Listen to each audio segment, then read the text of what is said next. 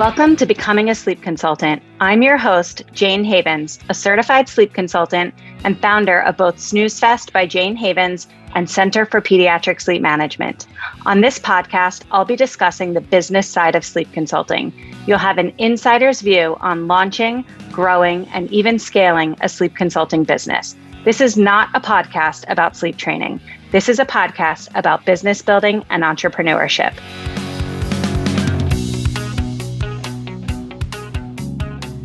When we talk about sleep consulting, we often focus on helping babies and toddlers learn to fall asleep independently and sleep through the night. But in reality, so much of the work we do is about coaching parents. It's about helping them build confidence, shift their mindset, and establish new routines that can feel both exciting and a little intimidating all at the same time. On today's episode of the Becoming a Sleep Consultant podcast, I'm joined by Sarah, a former client who came to me wanting a very gradual and parent-present approach. She was cautious about making changes and wanted to be sure that her baby always felt supported and secure. What unfolded was such a powerful example of how blending empathy with accountability leads to unbelievable results.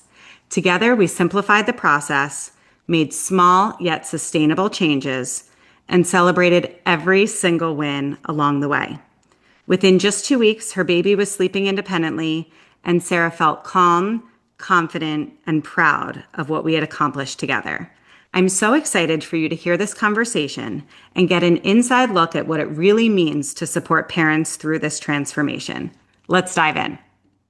Sarah, welcome to the Becoming a Sleep Consultant podcast. I am so excited to be chatting with you today. Yeah, thanks for having me. Why don't we start by you introducing yourself and telling us a little bit about your baby? Share his name, his age, tell us a little bit about his temperament and personality. Yeah, so my name is Sarah. I live in the Washington, D.C. area. I have an 8-month-old named Sully. He is a very happy, easygoing little guy, and we're very fortunate at how easygoing he is. I think the one thing that has been challenging for us from day one is sleep. He is not a sleeper. He is a FOMO baby.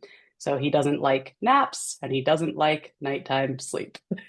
Yeah. Well, he's come a long way with that, right? Yes, he has come a very long way, but yes, up until now, he has not liked sleep. Yeah, I think we can say that in the past tense because he's Yes, we doing can. so much better now. Good Um, correction. I agree. yeah, so before we started working together, why don't you share a little bit about what sleep looked like in your home? As soon as we brought him home from the hospital, the first 2 nights home, he was up the whole night. And we had to talk to our doula at the time and figure out how to adjust that. And so that took a little bit to get him to not confuse day and night. And then once we got that down, he was still waking up every 2 to 3 hours to eat, which is normal when they're really little. But when we went to our 6-month doctor appointment, they said, hey, so he shouldn't be doing that anymore. And we were surprised to hear that. We thought that, he was just slower to figure out the nighttime sleep, and that we had friends who have babies who were sleeping through the night, but we thought every baby is different. And, he was just going to take longer to do that. We were willing to be patient. But hearing that from the pediatrician definitely made us rethink that. We started trying to feed him less at night, and he was not having it. And ultimately, we moved him from his bassinet to his crib around that time too, which was still in our room. We wanted him in our room, and he slept again like 2 to 3 hours at a time, but very consistently when he was in the bassinet. And as soon as we moved him to the crib, it was 1 hour at a time, and he was inconsolable, and he wanted to eat every time he woke up. So his sleep regressed pretty substantially. And he ended up being in the bed with us a lot, which we knew was not safe. At first, we were alternating staying up and being awake so that, one of us could get sleep while he was in the bed, and he could get sleep.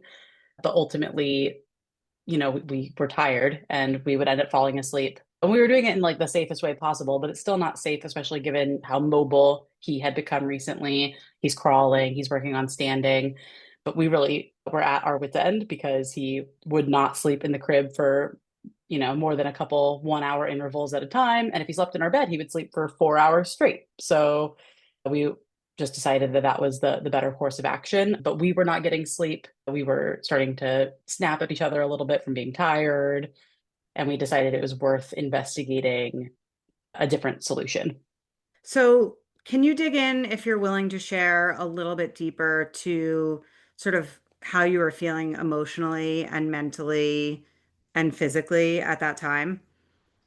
Yeah, I recently started a pretty high stress job that I really need to be at my best. So I feel like I was feeling very tired at work, and like I wasn't doing my best work when there's a lot of pressure on me to do big important things, which was stressful. I'm used to being, one of the best people on the team, being successful really easily. And I felt like that was not coming as easily. I was just not as focused at work.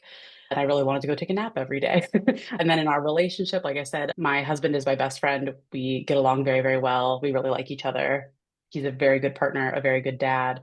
And I feel like we were having fights over the dumbest little things that we both recognized were dumb and little, but we were just tired. And so we were struggling. And then when he sleeps in the bed with us, or when he slept in the bed with us, I was really mostly the responsible one for the safe sleep part. So he was sleeping like next to me. So I didn't really have covers. I didn't have a pillow. So I wasn't sleeping well, which would make me feel like fragile and tired and exhausted. So I just think all around it was affecting our lives. And probably Sully too. Like I said, he has always been a happy baby. It didn't appear but the lack of sleep was affecting him. So we really thought that he's just like not a sleeper. But I guess later I'll tell you, how he's changed since getting more sleep, because he definitely has in a good way. That, that's amazing. Prior to working together, what was your mindset around Sully's sleep? I mean, you touched on this a little bit, but did you just think like this is appropriate, this is the way it's going to be? Did you have any sort of negative feelings around changing it? Like, did that feel bad before you actually made some changes? Yeah, I think Scott and I both, Scott's my husband, I think we both were feeling like, how do I describe it?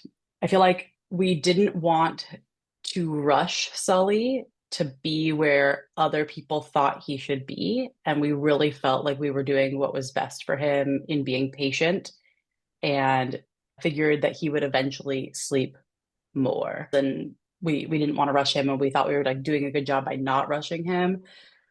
I think what changed was just one, it was not getting better. If anything, it was getting worse. And for a long time, we spent a solid 2 months of being in a really bad place with sleep all around without it looking like it was getting better in any way.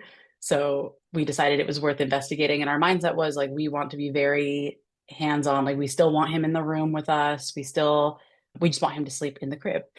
And we'll do whatever we have to do to make him feel supported in that, but still have him close by. And I was pretty set on him being in the room with us and us being very present while he was falling asleep. And that was kind of my mindset going into it.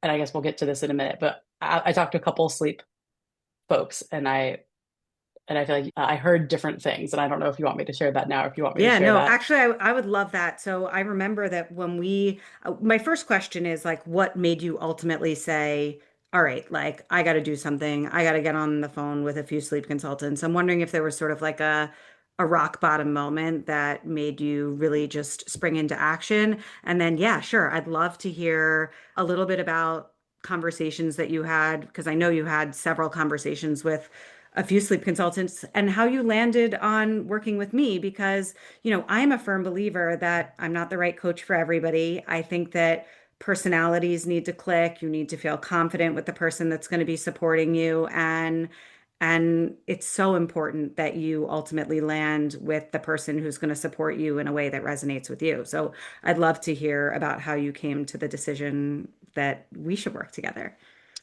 Yeah, I think that it wasn't like a rock bottom moment necessarily. I think I was just starting to notice the patterns in my life of being really tired at work, and it was really starting to affect the quality of my work. And I was noticing, and how every day I was like, oh, I just need a nap. If I could just get a nap, then I would be able to do this work. I'd be able to do what I need to do. And also, like I said, our relationship, not that we had big fights or anything, but just Scott and I are normally very much on the same page, very much in sync. And all of a sudden we weren't. And again, fighting about the dumbest things. And I was like, I feel like that's a sign that we're tired. I feel like we're too tired and I don't want this to become a bigger thing. So I told Scott, we're gonna get a sleep consultant. And he said, okay.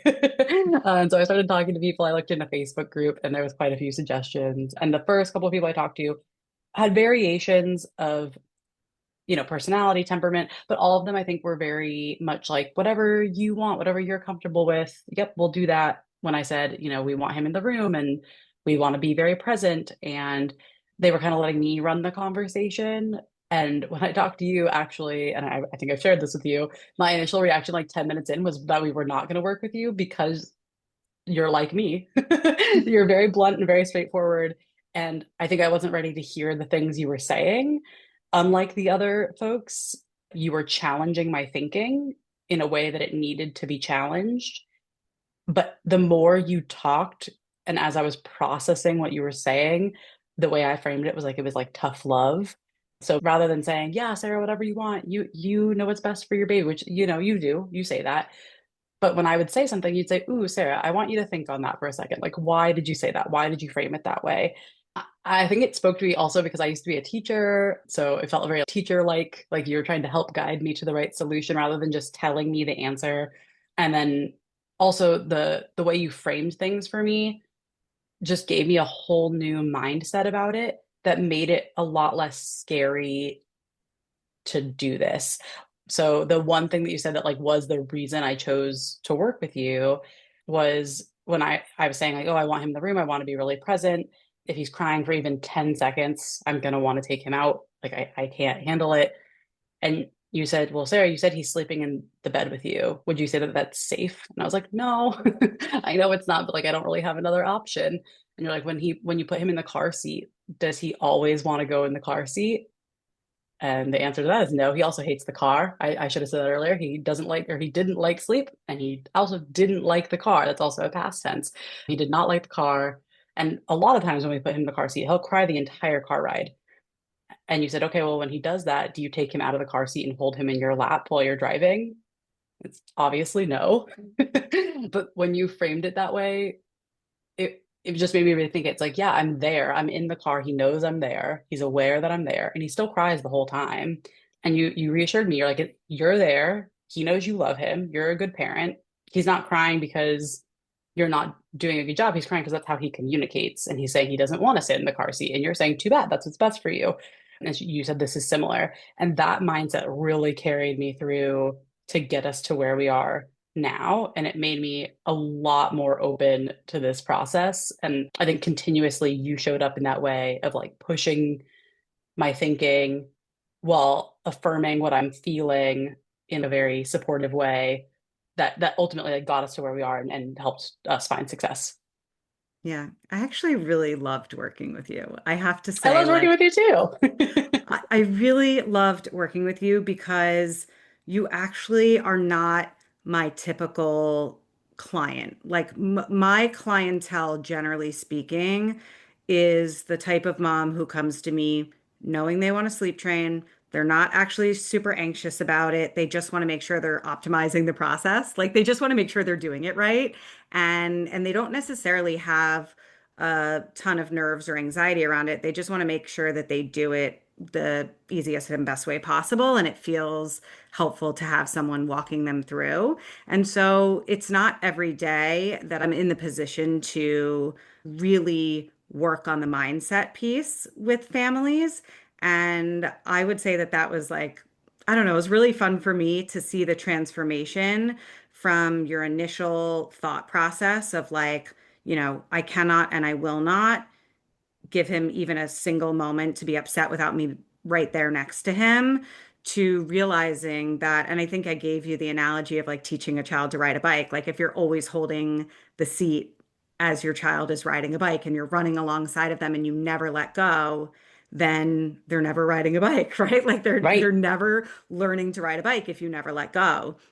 And I do believe that it's the same thing with sleep. Like if you don't let go, then they are not able to do it on their own. And so we did, I think, really take it slow. And I'd love to get into that a little bit if you're willing, if you want to share sort of what the first couple of nights looked like and sort of illustrate that it doesn't need to be all like wham bam done in 3 days. It can be a gradual process because I think your experience really highlights that nicely. We had nights where you were super consistent and nights where maybe you were a little bit less consistent, but ultimately Sully still made amazing progress night after night without perfect implementation, which I think is really important to share. Yeah, yeah. So I think before we even started, my husband was leaving for a work trip that week. And I thought that's actually the perfect time to do it for the consistency purpose, because I feel like when there's two people and you're not on the same page, it doesn't necessarily go well. So actually, now that I think back, the first night helped solidify that because he was in our room in his crib. We put him down, and for 30 minutes, I laid there and went, shh, it's okay. And I patted him. And I said, Mama's here. And Scott was, on his phone in bed in the room. And after 30 minutes, I said, Scott, I'm so tired. Can we switch? And so he went over and he started patting and shushing. And I closed my eyes. And then all of a sudden, Sully stopped crying. And I opened my eyes and Scott was holding him. And I was like, Scott, I spent 30 minutes like with my heart hurting, listening to our child cry while I sat there and petted his head. And then after 10 minutes, gave up. He's like, well, he was reaching for me. I was like, I know you love him. I know he was reaching for you. We need to be on the same page. So then I was like, this is good. This is the week we're going to do this. You're going to go on your work trip. I'm going to do this and get it consistent. And then when you come back, we can work together to keep it going. So I told him, or well, really, I asked him, I said, should we move him to his own room? And we talked about it. And at first we were like, no, we really want him in our room. We like having him nearby. It makes us more comfortable. But then I was thinking about it. I was like, we're going to put all this effort into getting him on a good sleep schedule. And then he's going to turn a year old and we're going to move him to his room. We're going to have to do it all over again. And I feel like I don't know how long this is going to take. This could take months. Like, I don't want to add another level into it if I don't have to. So I said, before you go on your work trip, go ahead and move his crib into his room. And then I got a blow up mattress at Target that day. And I set up myself in his room next to his crib. So that night, it's also hard to think back, but I feel like he actually like pretty quickly was okay going to bed Yeah, I in think his that second night he crib. had like an amazing time going to bed. Like he did, Yeah. it was almost like he understood the assignment. And if I And remember maybe because he correctly, moved, I don't know. I Like he think I just like, think yeah. honestly, he just like I always love the bike analogy because I think it's very similar. I always tell parents, whether it's sleep training or learning any new skill, practice, even if you don't learn the skill, practice is not for nothing. So I do believe that the 40 minutes that you guys spent practicing on night one better positioned him to do it on night two. Even though like he didn't do it himself on night one, just like when you take a kid out to ride a bike and they actually don't learn how to ride a bike on the first day, when you go out the second day, they're better off for the practice they had on the first day. And I think it's the same thing with sleep training. So I really think after that first night of him sort of emotionally duking it out with you and you shushing and patting, even if ultimately you guys rocked him to sleep on that first night, he practiced, and then I think on night two he just sort of nailed it. Yeah, and I think going back to night one too, I think he made it in the crib the longest he'd ever made it in the crib, even in our room after that 40 minutes. And even though we rocked him to sleep, like I want to say he made it 4 hours in the crib or something like that. And then ultimately needed to be in our bed that first night. But that was already progress that first night, which was crazy. Then we moved him to his room. I had the blow up mattress and he went down pretty easily. I was like shocked. I think it took like 5 minutes of him crying, and it wasn't really crying, it was fussing. And then he fell asleep, and I was shocked. And then he woke up a couple times and, did put himself back to sleep, but ultimately twice was pretty unhappy. And both times, after a couple minutes of him fussing, I took him out and fed him because he was used to eating every 3 hours overnight. So even eating twice overnight was less than what he was used to. So also progress, even that second night. And then I really think that by the third night, he was only waking up once. And spoiler alert, I think the whole 2 weeks we worked together, he only woke up once every night after that. It was more, or woke up, sorry, let me correct myself, woke up enough that we got him out of the bed to feed him only once. So he went from eating like 3 or 4 bottles overnight to eating 1 bottle overnight within a couple of days, which was also something that we were worried about. Also, I guess to be really clear, we also just thought he was like way hungrier than other babies because he was eating like probably close to like 45 ounces of milk a day and then also eating real food multiple times a day. His daycare is great. They feed him breakfast, lunch, and 2 snacks. So he was eating a lot of food. But then when we got him down to the 1 bottle so easily, I realized that no, he didn't really need that much food. He was just used to us feeding him to help him go to sleep. So we made progress. I think I slept on the blow up mattress in there for 2 nights. And then by the third night, you were like, okay, let's back off a little bit. Let's not pat him. Let's not, she said only shush him. And also correct me if this is what happened, but I think this is what happened. You said only shush him and sit in the chair until he goes to sleep in his room, which is not right next to his crib. It's across the room. And then when he goes to sleep, go to bed. And I was like, okay, I can do this. And I left the blow up mattress in there just in case, and I'm glad I did. But he did it. Like he was fine. He woke up the one time, like he had been the other nights, pretty consistently around 2 a.m. He would wake up and be up enough that I was like, okay, I feel like he's hungry, would feed him a bottle. And there was definitely nights in the 2 weeks where it was harder for him to fall back asleep in that the middle of the night. He pretty consistently went to bed. Sometimes literally within 1 minute, he was asleep, sometimes 5 minutes, but he was pretty good about that initial going to sleep. And then throughout the night, he would wake up for a minute or two and fall back asleep himself. It was just that one middle of the night wake up that he was like struggling. And it was challenging.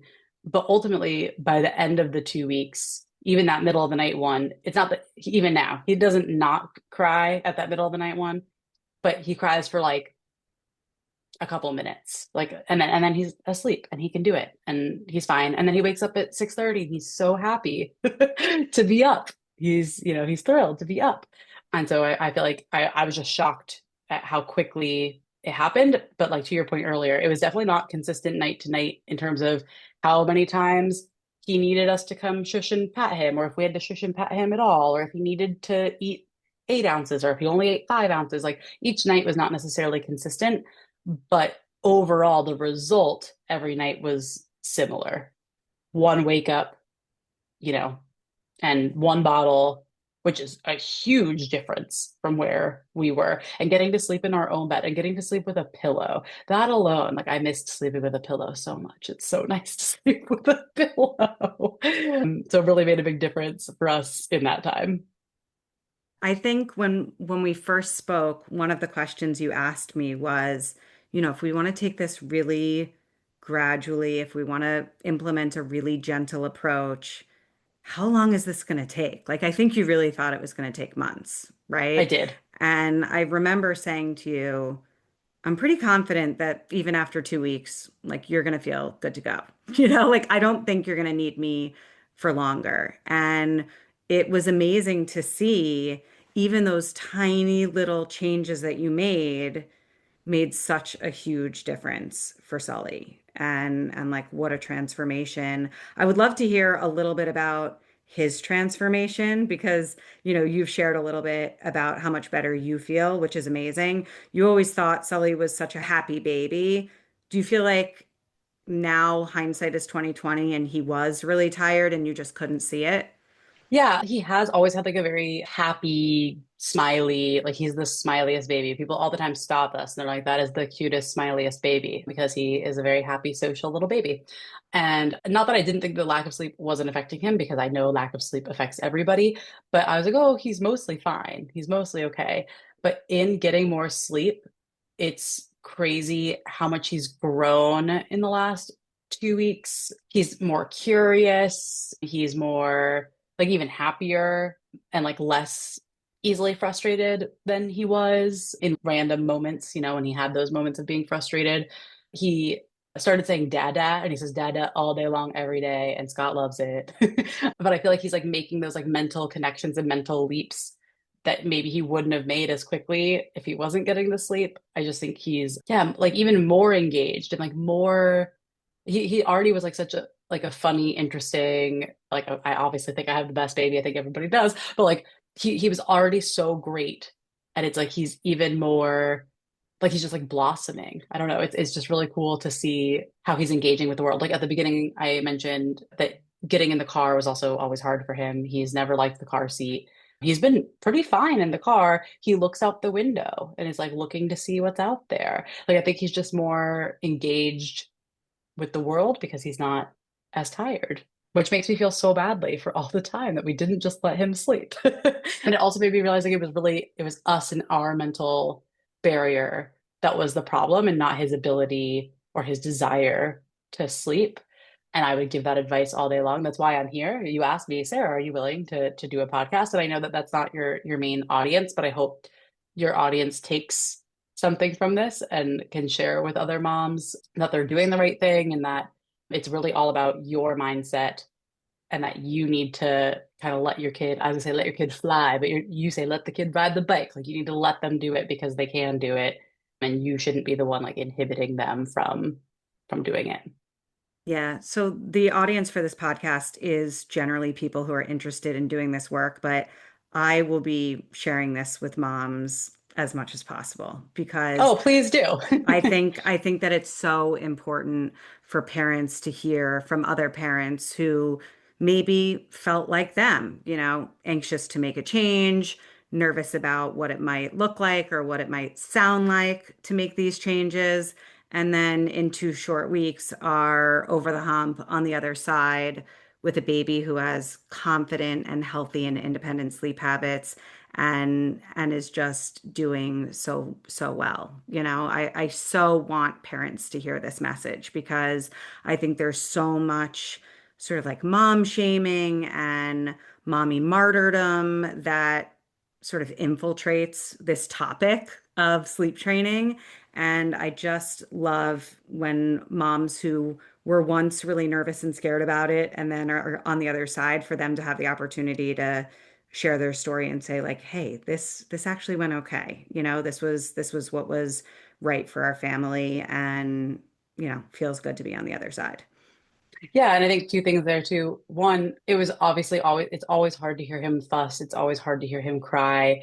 But for me personally, and it still all worked, when he was really upset, when he was genuinely, I could tell it wasn't just like fussing to communicate with me, but he genuinely was like, I need my mom. I want my mom. I went in there every time. And he still got to where he is. Like he's fine. But it was differentiating what is fussing and what is as you mentioned trying to sleep, like practicing sleeping and like him making that effort versus him really wanting and needing me for comfort. He's still a baby, and so that was my mindset, and I know it's not how everybody sees it, but for me I wanted to be there for him if he really truly needed me and no, like, I'm gonna come back if you really honestly need me. And so how often do I end up going in there because he's like really truly crying? Still like once a night, sometimes twice, but I don't pick him up. Just me being there, he's like, okay, and he goes back to sleep, and he can do it. So I don't think you have to like ignore your instincts. I think if you have those instincts and you want to do that, you can still be successful with it. I also wanted to point out, like working with you specifically, it's funny thinking about like the anxiety thing. I'm a very anxious mom for sure. I just have a lot of anxiety in general, but specifically about being a mom. And I sent you, I'm going to go with like 4 to 8 minute voice memos every day recapping the night and what my thoughts were and what made me anxious and what the next night was going to be like. And you were so good about one also sending me back voice memos, which I loved. I like a little voice memo back and forth, but really again being very consistent. So your consistency helped me be consistent with him of you can do this, he can do this, you are not doing the wrong thing, you are doing the right thing for him, and just helping me keep that mindset of this is what's best for him and I'm the parent and I need to do what's best for him, and I can do that while still following my instincts and being a caring mom. And so I'm really grateful to you for that. I needed that, like I said, that tough love from you rather than not like I'm sure those other sleep coaches are great. And again, as you mentioned, everyone has their own style. But for me personally, that's what I needed. I needed someone to hold me accountable and to push my thinking. And you did that. And I'm very grateful. Yeah. I think for other sleep consultants who are listening, for those who listen to my podcast, I actually describe my approach often as a client-led approach, which doesn't mean that I let you run the show, right? Like that's not what that Yeah. means. When I say that I have a client-led approach, it means that I present all of the age-appropriate options, which means we might start with a really gradual and parent-present approach, or we might implement more traditional hands-off sleep training techniques. I let my clients decide. That being said, I want to make sure that I'm continuing to move you in the right direction, right? Like I want to make sure that every single day I'm empowering you to show up confidently and hold a boundary around sleep in a way that resonates with your parenting style. Doesn't mean that I let you run the show, but it means that I let you do it using a technique or a method that aligns with your parenting style. But we're still gonna ultimately take our hand off that bike seat. And so I'm just so glad that you saw such progress and that it all worked out great. What would you say to a tired mom who's resisting getting this type of help? I think there's a lot of guilt and shame for one reason or another. I'm not really sure why. Maybe moms just feel like they should be able to figure this out on their own, that we shouldn't need a coach or a consultant to help us with mothering. But what would you say to a mom who's really, really struggling and deciding whether or not they should seek this type of support? Yeah, for me, it wasn't shame around getting help. I think it was shame around feeling like I was giving up in this patient mothering of he'll sleep when he wants to sleep and when he needs to sleep. And I think ultimately, like I said at the top, like I got help because I saw it was affecting our family's life. And I felt like us being well rested makes Scott and I better parents, makes us better people. And Sully needs us to show up in the best possible way. And so, since his pediatrician said, I think it's different if he was 1 month old or 2 months old or whatever, and I think we still would have been, that's our personal approach. We would have been patient. That's what we would have done. But when our pediatrician was like, that's not normal. He shouldn't be waking up that many times a night. That was a little bit of a wake up call, and feeling like I was doing something wrong. Like if he shouldn't, if even his pediatrician is like, nope, like that's incorrect. He should not be waking up 4 times a night. I think it just made me feel like, okay, well, like we're not doing what's best for him. And at the end of the day, you can't let other people decide what's best for your child in terms of like the mom shaming. Ultimately, you're their mom.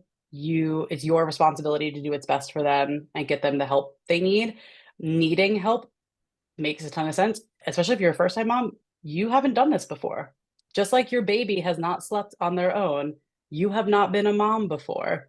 So why would you necessarily have all the tools that you need to be successful? Like I'm all about women supporting women, and I feel like this is women supporting women. Like the work that you do is you are supporting women in being more confident moms in helping their children. I don't think you should feel shame around getting support. Personally, I don't let other people's opinions necessarily bother me. A lot of my friends actually have babies around Sully's age, and their babies have been sleeping through the night since they were 3 months old.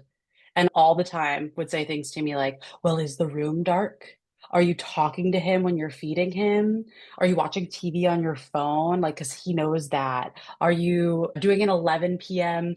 What's that feed called? Dream Dream feed. feed? And I was like, screw you guys. Yes, I'm doing all of the things. Like, he just doesn't want to sleep. Like, my baby's just different, and that's okay. He's a baby. And to some extent, that's true. Like, all babies are different. And to some extent, like, that is true. But like at some point, like you have to reflect and say, like, am I getting in the way? Like, is this a genuinely I'm being patient and I'm being supportive, or am I the problem and am I getting in the way? And if it's you, then I think it's your responsibility as mom to like get the help that you need. Because again, like you've never done it before, and that's okay. Find someone who has and who can help you so that you can sleep and be a sane person and a good mom. That's amazing. Thank you so much for letting me share your story. I haven't done one of these interviews with a mom or a client recently, so I'm just so grateful that you were willing to share your story really honestly and candidly. And I think it's going to help. I think it's going to help moms, and I think it's going to help the professionals who are in the field doing this work. So I'm really grateful for you. And I hope that we will remain in touch. I want to see pictures of Sully as he grows. I should hope that you never need my help again with sleep, but if you do, you know where to find me, right? Fingers crossed. And hugs and kisses to your entire family. Yeah, thank you. Again, Jayne, we're so grateful to you. It's like truly been life-changing. So thank you. You're welcome. Thank you so much for listening to this episode of the Becoming a Sleep Consultant podcast. If you enjoyed today's episode, it would mean so much to me if you would rate, review, and subscribe. When you rate, review, and subscribe, this helps the podcast reach a greater audience. I am so grateful for your support. If you would like to learn more about how you can become a certified sleep consultant, head over to my Facebook group, Becoming a Sleep Consultant, or to my website, thecpsm.com. Thanks so much, and I hope you will tune in for the next episode.